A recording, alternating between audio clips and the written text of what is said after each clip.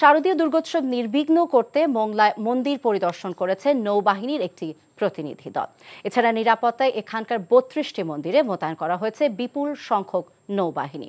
দুর্গাপূজা উপলক্ষে কোথাও যাতে কোনো ধরনের অপ্রীতিকর ঘটনা না ঘটে সেজন্য রয়েছে নৌবাহিনীর গোয়েন্দা তৎপরতা। বিভিন্ন মন্দির পরিদর্শন শেষে এসব কথা জানিয়েছেন নৌবাহিনীর মোংলার দিগরাজ নৌঘাটির অধিনায়ক কমান্ডার মোহাম্মদ তৌহিদুল হক ভূঁইয়া। টাকা চুরির জন্য যদি আমার গলায় জুতার মালা পরাইতে হয় তাহলে আমার শালীর সাথে প্রতারণা করার জন্য তোর ফাঁসি হবে। দুলা ভাই, আপনার তো ঘর জামাই বইলা একটা পরিচয় আছে, আমার তো তাও নাই।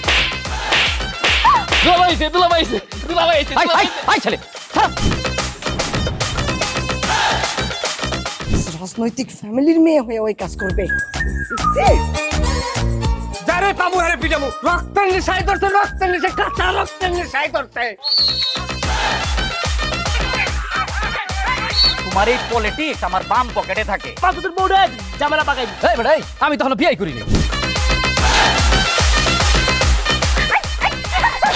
দুইটার আমি গুলি করে মারু।